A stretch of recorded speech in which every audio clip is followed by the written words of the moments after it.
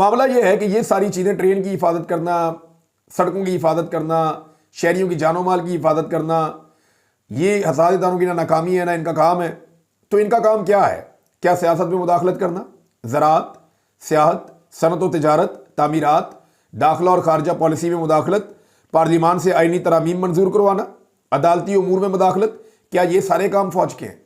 ये सारे काम इदारे के हैं या हसास इदारों के हैं?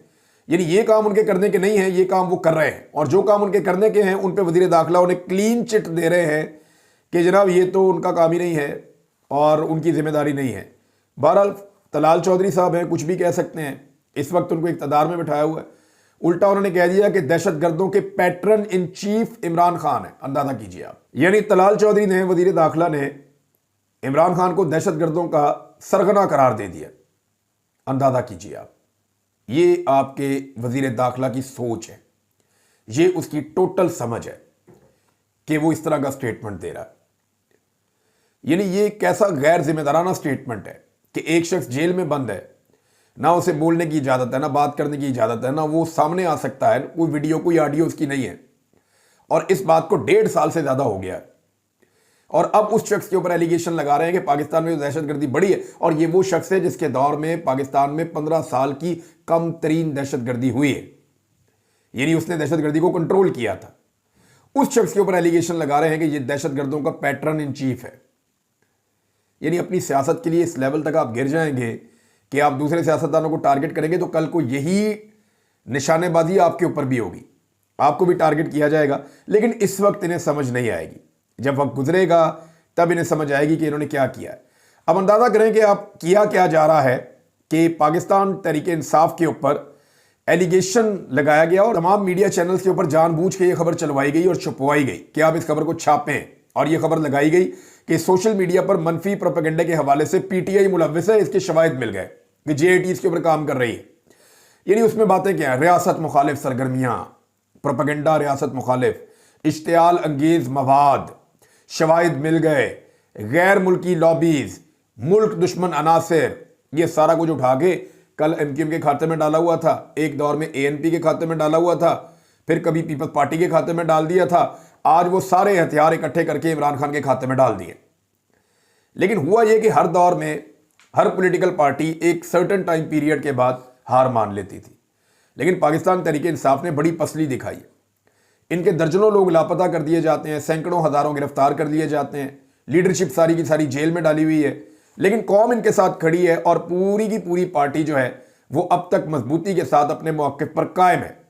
अब पाकिस्तान तहरीक इंसाफ के ऊपर फतवे लगाए जा रहे हैं कि जनाब ये गद्दार हैं, ये बेईमान है, ये मुल्क के दुश्मन है, ये दुश्मन के साथ मिले हुए। कभी कोई इनको इंडिया के साथ जोड़ देता है, कभी कोई उठा के अफगानिस्तान के साथ जोड़ देता है, कभी उठा के तालिबान के साथ जोड़ देता है, कभी उठा के दहशतगर्दों के साथ जोड़ देता है। जिसका जो दिल करता है वो कर रहा है, क्योंकि इस वक्त पाकिस्तान की एस्टेब्लिशमेंट पाकिस्तान तहरीक इंसाफ के खिलाफ है।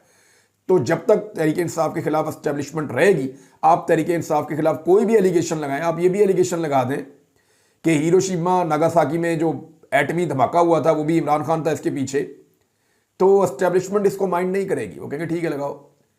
जो घटिया से घटिया इल्ज़ाम आपने लगाना है आज आप इमरान खान पे लगा सकते हैं, जो घटिया इल्ज़ाम आपने लगाना है इस रजीम में आपको इजाज़त है, क्योंकि पाकिस्तान की मिलिट्री एस्टेब्लिशमेंट इमरान खान साहब के खिलाफ है। ट्रेन की सर्विस अभी तक इनसे बहाल नहीं हो सकी, 9 दिन गुजर गए हैं नादरीन, और 9 दिन बहुत टाइम होता है। 9 दिन के बाद भी ट्रेन की सर्विस बहाल नहीं हो पा रही। और देखें, जब ये बहाल होगी तो दहशतगर्दों को पैगाम जाएगा ना कि हम दहशतगर्दी से डरे नहीं हैं, हमारी ट्रेन अभी भी चल रही है, हमारी सड़कें अभी भी चल रही हैं। अब बलूचिस्तान के अंदर गैर मुअय्यना मुद्दत के लिए तालीमी इदारे बड़े बड़े सारे बंद कर दिए गए हैं, कई बड़े स्कूल जो हैं वो भी बंद कर दिए गए हैं, कई बड़ी शाहराएँ जो हैं जो बलूचिस्तान को एक इलाके को दूसरे इलाके से जोड़ती हैं वो सारी बंद कर दी गई हैं। आमदरफ जो है वो तकरीबन रुक गई है, असर के बाद कोई ट्रैवल नहीं करता वहाँ पे, और ट्रेन जो है वो अभी तक बहाल नहीं हो सकी 9 दिन के बाद भी। तो हम क्या जेस्चर दे रहे हैं, क्या पैगाम दे रहे हैं दहशतगर्दों को और दुनिया को कि हम इतनी कमज़ोर स्टेट है, ऐसा नहीं होना चाहिए, हमें टाइमली इन सारी चीज़ों को रिवाइव करना चाहिए था। लेकिन फोकस सारा का सारा पीटीआई पे, इमरान खान पे है ना, तो लिहाजा ये तो होगा। एक और खबर है नादरीन, और वो खबर ये है कि असद कैसर साहब ने ऐलान किया है कि ईद के बाद जो ऑल पार्टीज कॉन्फ्रेंस है ये बलूचिस्तान में की जाएगी। ये बहुत अच्छा फैसला है। अगर इसके ऊपर इत्तफाक राय हो जाता है तो बलूचिस्तान के तमाम तबकात को इसके अंदर शामिल किया जाए, बलूचिस्तान की हर पॉलिटिकल पार्टी को इसके अंदर दावत दी जाए, तमाम ऐसे ग्रुप्स जो एहतजाज कर रहे हैं उनको भी दावत दी जाए और उन सब से कहा जाए कि इसका हल तलाश करें। यानी सब मिलकर 2 दिन बैठे, 3 दिन बैठे, इस मसले का हल तलाश करें। उसके बाद एक जरगा जो है वो खैबर पख्तूनख्वा में भी करें और उसके बाद अफगानिस्तान के साथ जो है वहां जो बड़े सरदार हैं उनके साथ भी बात करें, उनकी गवर्नमेंट से भी बात करें।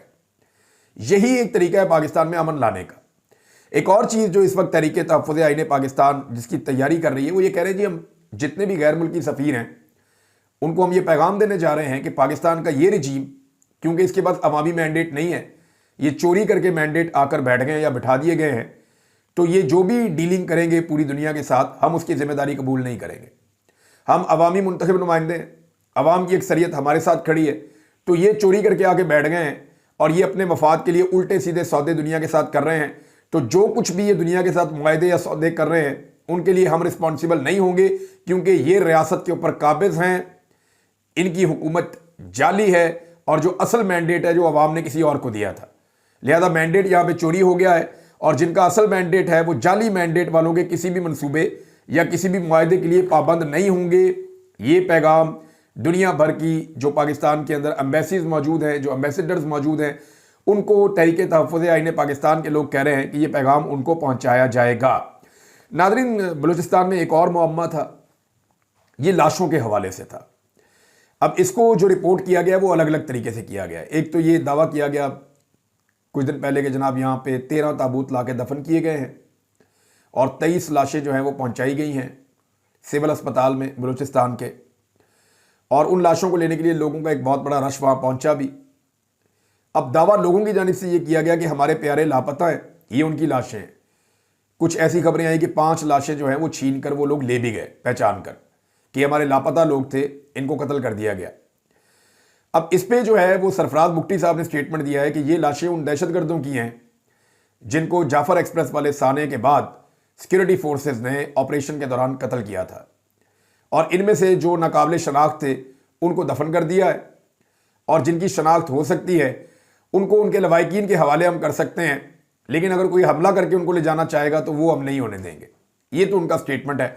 अब ये दोनों तरह का स्टेटमेंट है, मैंने आपके सामने रखा है। एक तरफ कुछ लोग दावा कर रहे हैं कि ये वो लापता अफराद हैं जिनकी मसखशुदा लाशें मिलती हैं, तो ये उसकी एक कड़ी है। दूसरी तरफ जो गवर्नमेंट है वो ये कह रही है नहीं, ये वो दहशतगर्द हैं जिनको ऑपरेशन के दौरान मारा गया था। बहरहाल देखते हैं इसमें क्या है, लेकिन एक स्टेटमेंट जो है वो आर्मी चीफ का, उसके ऊपर बहुत तनकीद हो रही है, बल्कि उसके खिलाफ आर्टिकल्स भी लिखे गए हैं। BBC ने एक आर्टिकल लिखा, और BBC पे जो आर्टिकल लिखा है वो वसदुल्ला खान साहब ने लिखा कि हार्ड स्टेट यानी आहनी स्टेट या आहनी रियासत की जगह एक आध बार मुकम्मल आईनी रियासत बनाकर देखें, यानी इससे मेरे ख्याल में पाकिस्तान ठीक हो जाएगा। आर्मी चीफ चाहते हैं हार्ड स्टेट बने, सॉफ्ट स्टेट नहीं, हार्ड स्टेट बने। और कितना मारना है लोगों को, किसके खिलाफ हार्ड स्टेट बनानी है? पिछले 3 साल से हम लोगों को बिलकते, रोते और चीखते हुए देख रहे हैं। 1 लाख लोगों के घरों के अंदर छापे पड़े हैं, तारीख में इसकी मिसाल नहीं मिलती। ख़वातीन की तारीखी नौयत की गिरफ्तारियां हुई हैं पंजाब में और तमाम सूबों में, इसकी कोई और मिसाल नहीं मिलती।